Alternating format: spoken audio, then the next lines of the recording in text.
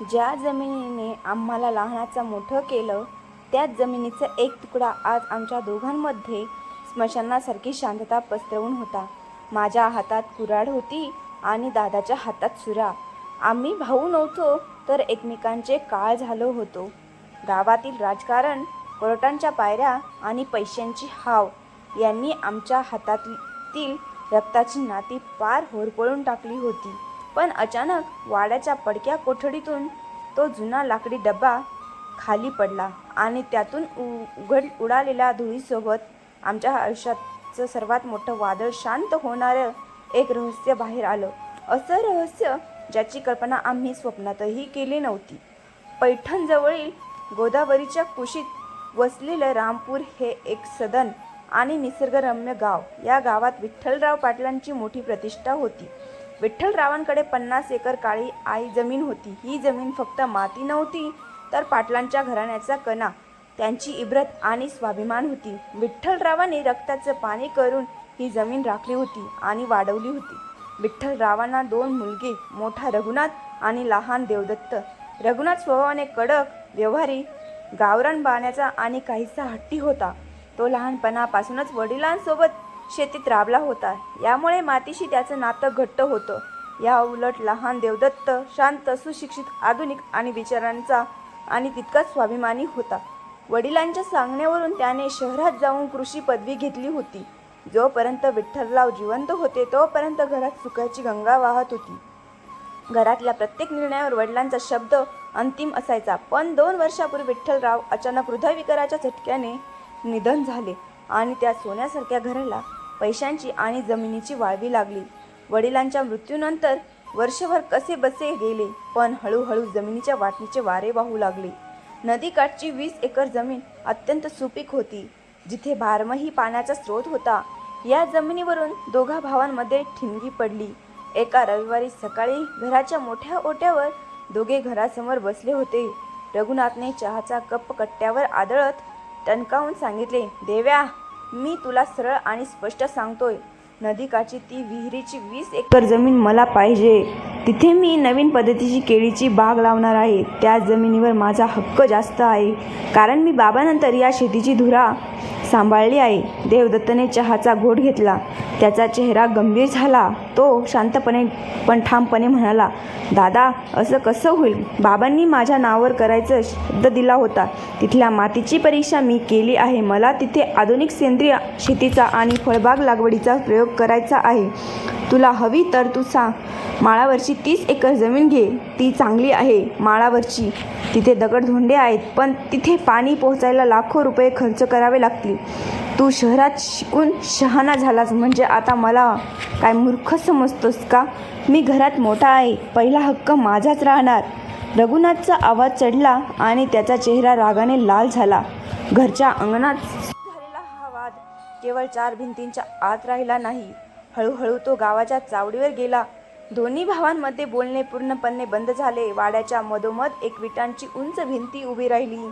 पण भिंतच नाही, तर त्यांच्या मनात एकमेकांबद्दल कमालीचे विष कालवले गेले. गावातली काही राजकारणी आणि दुटप्पी लोक या वादाचा फायदा घेऊ लागले. रघुनाथला कट्ट्यावर भेटणारे म्हणायचे, रघुनाथ भाऊ, लहान भाऊ शहरातून शिकून आलाय. तो तुम्हाला कोर्टात खिचून तुमची जमीन हडप करेल. सावध राहा. तर देवदत्तला भडकवणारे म्हणायचे, देवदत्त, तुमचा मोठा भाऊ जुन्या विचारांचा आहे. तो तुम्हाला तुमच्या हक्कांपासून वंचित ठेवतोय. या कानभरणीमुळे भावांमधील अंतर शत्रुत्वामध्ये बदलले. वाद इतका टोकाला गेला की अखेर देवदत्तने कोर्टात जमिनीच्या सामना वाटणीसाठी दावा ठोकला. विठ्ठलराव पाटलांची आयुष्यभरात कमावलेली पूजा आणि इज्जत आता तालुक्याच्या कोर्टाच्या पायरींवर धुळीला मिळत होती. दोघे भाऊ कोर्टात एकमेकांकडे पाहतही नव्हते. वकिलांचे खिस्से भरत होते आणि भावांची मने रिकामी होत होती.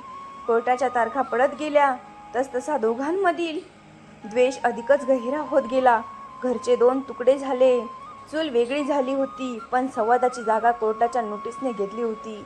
असाच एक दिवस उजाडला.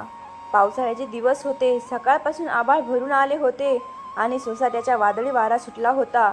नदीकाठच्या त्या वादग्रस्त जमिनीवर कोर्टाने जैसे थे आदेश दिला होता, परंतु रागाच्या भरात आणि वकिलाच्या चुकीच्या सल्ल्याने रघुनाथने त्या जमिनीवर ट्रॅक्टर घालून नांगरणी सुरू केली.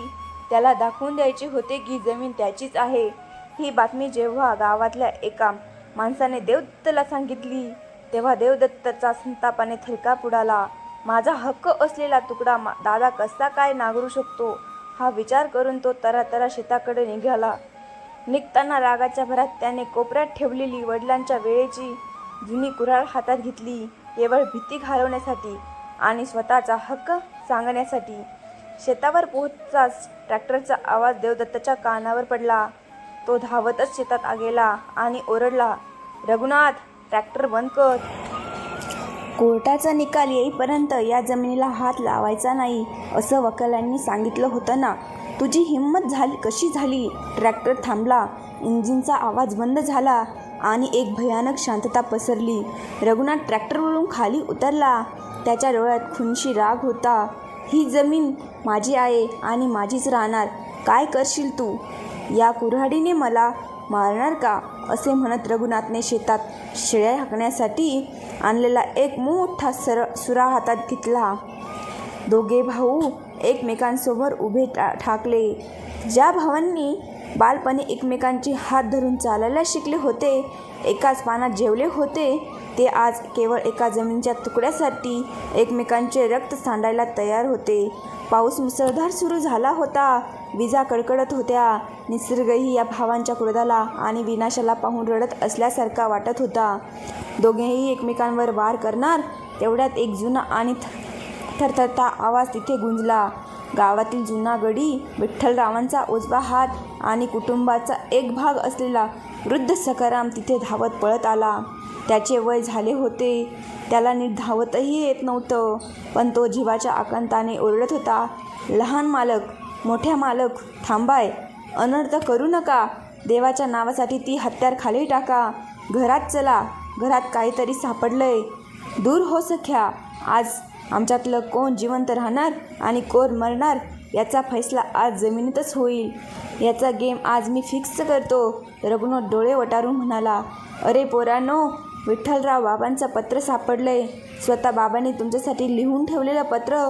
तुमच्या या सगळ्या भांडणाचं उत्तर त्यात आहे. मरण पावलेल्या बापाचा तरी मान राखा. सख्याने रडत रडत ओरडून सांगितलं. बाबांचे पत्र? हा शब्द ऐकताच दोघांचेही हात हवेतच गोठले. वडिलांबद्दल दोघांच्याही मनात असीम आदर, भीती आणि प्रेम होते. त्यांच्या नावाचा उल्लेख होताच दोघांमधील राग काही क्षणासाठी शांत झाला. दोघेही ओलेचिंब झालेले, हातातील हत्यारे तिथेच चिखलात फेकून देऊन जुन्या वाड्याकडे निघाले. त्यांच्या मागे सखाराम देवाचे आभार मानत चालत होता. वाड्याच्या पाठीमागे एक जुनी कोठडी होती, जिथे विठ्ठलराव त्यांचे जुने कागदपत्र, हिशोबांच्या वह्या आणि जुन्या आठवणी जपून ठेवायचे. वडिलांच्या मृत्यूनंतर ती कोठडी फारशी उघडली गेली नव्हती. आज पडलेल्या मुसळधार पावसामुळे तिथली एक जुनी मातीची भिंत अंशतः खचली होती आणि तिथल्या जुन्या कपाटातून एक लाकडी संदूक डबा खाली पडला होता. त्या संदुकातील जुने सातबारे आणि कागदपत्र विखुरले होते. सखाराम जेव्हा ते गोळा करायला गेला तेव्हा त्याला अगदी तळाशी एका खाकी लिफाफ्यात एक पत्र सापडले होते. त्या लिफाफ्यावर विठ्ठलरावांच्या हाताने स्पष्ट अक्षरात लिहिले होते, माझ्या दोन्ही मुलांसाठी, रघु आणि देव्यासाठी, माझ्या मृत्यूनंतर. वाड्याच्या पडवीत दोघे भाऊ अंतरावर उभे होते. सख्याने ते पत्र देवदत्तच्या हातात दिले. देवदत्तने हात थरथरत होते. रघुनाथने तोंड दुसरीकडे केले होते, पण त्याचे कान पत्राकडेच होते. देवदत्तने लिफाफा उघडला. वडिलांचे ते परिचयाचे हस्ताक्षर पाहून त्याच्या डोळ्यात पाणी आले. त्याने मोठ्याने पत्र वाचायला सुरुवात केली, जेणेकरून रघुनाथलाही ऐकू जाईल. प्रिय रघु आणि देव्या, आयुष्यभराची मी या मातीत घाम गाळला. रात्रीचा दिवस गेला. आज आजूबाजूचे लोक मला म्हणतात की विठ्ठलराव पाटलांनी 50 एकर जमीन, सोन्यासारखी जमीन कमावली. गावात माझं नाव. पण माझ्या राजांनो, माझ्यासाठी माझी खरी संपत्ती ही 50 एकर जमीन कधीच नव्हती. माझी खरी संपत्ती तुम्ही दोघे भाऊ होता. तुम्ही दोघे एकत्र खेळताना, हसताना पाहणे हाच माझ्या आयुष्याचा सर्वात मोठा आनंद होता. मला ठाऊक आहे, माझ्या जाण्यानंतर तुमच्या जमिनीवरून खटके उडू शकतात. म्हणूनच मी हे पत्र आधीच लिहून ठेवत आहे. रघु, तू माझा मोठा मुलगा आहेस. तुझा स्वभाव कडक आहे, रागीट आहे, पण मला माहीत आहे की तुझ्या काळजात तुझ्या भावासाठी किती प्रेम आहे. दिव्या लहान असताना जेव्हा त्याला प्रचंड ताप आला होता आणि गावात डॉक्टर नव्हते, तेव्हा त्याला तू भर पावसात स्वतःच्या पाठीवर बांधून 3 किलोमीटर दूर तालुक्याच्या डॉक्टरांकडे धावला होतास. स्वतः ओला झालास, पण भावाला धक्का लागू दिला नाहीस. त्याची काळजी घेण्याची तुझी पद्धत कडक आहे, पण त्यात खोट नाही. आणि देव्या, तू शिकलास, खूप मोठा झालास, कृषी अधिकारी बनू शकला असतात, पण तू शेती निवडलीस याचा मला अभिमान आहे. पण बाळा, एक गोष्ट कधीच विसरू नकोस. रघुने स्वतःचं शालेय शिक्षण अर्धवट सोडलं, कारण त्याला शेतात राहून तुला शहरातल्या मोठ्या कॉलेजात शिकवायला पैसे पाठवायचे होते. त्याने स्वतःची स्वप्ने मारली, जेणेकरून तू मोठा व्हावास. आज तुम्ही ज्या जमिनीसाठी लढत आहात, त्या जमिनीचा एक इतिहास आहे जो तुम्हाला माहीत नाही. पत्र वाचता वाचता देवदत्तचा आवाज कापायला लागला. रघुनाथने भिंतीकडे तोंड केले, पण त्याचे खांदे हलत होते. तो आपले अश्रू लपवण्याचा प्रयत्न करत होता. देवदत्तने डोळे पुसून पुढे वाचले. तुम्हाला वाटतंय की नदीकाठची ती 20 एकर जमीन खूप सुपीक आहे, म्हणून मी ती देव्याला देणार होतो, किंवा रघुने त्यावर हक्क सांगावा. नाही पोरांनो, त्या जमिनीचे एक रहस्य आहे. आजपासून 30 वर्षापूर्वी जेव्हा या भागात भयानक दुष्काळ पडला होता, तेव्हा आपली विहीर कोरडी पडली होती. सावकारांनी कर्ज फेडू न शकल्यामुळे आपली जमीन सगळी जप्त झाली होती. त्या काळाला ते रघु अवघ्या 5 वर्षाचा होता आणि देव्या, तू नुकताच जन्मला होता. घरात अन्नाचा कण नव्हता आणि तुमच्या दुधासाठीही माझ्या खिशात पैसे नव्हते. अत्यंत हताश होऊन स्वाभिमान गमावला मी त्या नदीकाठच्या जमिनीच्या कड्यावर उभा राहून आत्महत्या करायला विचार करत होतो. मी नदीत उडी मारणारच होतो, पण अचानक मागून लहानग्या रघुचा मोठ्या रडण्याचा आवाज आला. तो त्याच्या आईचा पदर धरून भुकेने रडत होता. माझ्याकडे पाहत होता. मी मागे फिरलो, तुमच्याकडे पाहिले आणि मरण्याचा विचार सोडून दिला. ती जमीन केवळ सुपीक नाही, तर ती माझ्या आणि तुमच्या कुटुंबाच्या पूर्वजन्माची भूमी आहे. मी तिथेच मातीत हातात घेऊन नवस केला होता की माझी दोन्ही मुले मोठे होऊन त्या जमिनीचे रक्षण करतील, एकमेकांचे रक्षण करतील. जर आज तुम्ही ज्या जमिनीवर एकमेकांचे रक्त सांडणार असाल, तर समजून घ्या की तुमचा बाप 30 वर्षापूर्वीच त्या नदीत पडून मेला होता. मी माझ्या हक्कातील जमिनीची कायदेशीर वाटणी केली, कारण मला पूर्ण विश्वास होता की माझी मुलं कागदाच्या तुकड्यांनी नाही, तर रक्ताच्या आणि प्रेमाच्या नात्याने एकत्र राहतील. नदीकाठची जमीन रघुची आणि माळावरची जमीन देव्याची, असं मी कधीच वाटणार नाही. ती 50 एकर जमीन तुमच्या कोणा एकाची नाही, ती पाटील ब्रदर्सची आहे. जर तुम्ही एकत्र राहिलात, तर त्यांना माळावरच्या दगडधोंड्यामध्ये सोन्याचं पीक काढाल, आणि जर वेगळे झालात, तर नदीकाठच्या सुपीक जमिनीतही फक्त राख आणि उद्ध्वस्त आयुष्य उरेल. निर्णय तुमचा आहे. तुमचा गुन्हेगार बाप, विठ्ठलराव पाटील. पत्र वाचून संपले. संपूर्ण वाड्यात फक्त बाहेर पडणाऱ्या मुसळधार पावसाचा आणि वाऱ्याचा घोंघवणारा आवाज येत होता. देवदत्तच्या हातातले पत्र आणि त्याच्या डोळ्यातून पडणारे अश्रूंनी फार ओले झाले होते. त्याचा कंठ दाटून आला होता. रघुनाथने हळूच मागे वळून पाहिले. त्याचे संपूर्ण शरीर थरथरत होते. त्याला बालपणीचे दिवस आठवले, जेव्हा देवदत्त लहान होता. तेव्हा त्याच्या प्रत्येक हट्टासाठी आईकडे नाही, तर रघुदादाकडे यायचा. त्याला सायकल शिकवताना पडू नये म्हणून मागे धावणारा रघुनाथच होता. आणि देवदत्तला आठवले की पुण्याला कॉलेजची अंतिम फी भरण्यासाठी जेव्हा पैशांची नड होती, तेव्हा दादाने स्वतःच्या लग्नात मिळालेले सोन्याचे कडे कोणालाही न सांगता विकले होते आणि पैसे पाठवले होते. मग आज एका मातीच्या तुकड्यासाठी लोकांच्या सांगण्यावरून आणि स्वतःच्या अहंकारापोटी ते एकमेकांचे जीव घ्यायला कसे काय निघाले होते. कोर्टाच्या पायऱ्या चढताना त्यांना वडिलांच्या कष्टाची जाणीव कशी झाली नाही. रघुनाथने हळूहळू पावले टाकत देवदत्ताच्या जवळ आला. देवदत्तने मान खाली घातली होती.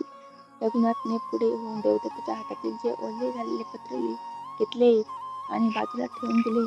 त्याने देवदत्ताच्या खांद्यावर हात ठेवला. देव्या, रघुनाथचा आवाज फुटत नव्हता. देवदत्तने वर पाहिले. दादाच्या डोळ्यात राग नव्हता, तर फक्त पश्चाताप होता. देवदत्ताने स्वतःला रोखले नाही. त्याने थेट रघुनाथच्या गळ्यात पडून मोठ्याने टोकू फोडला.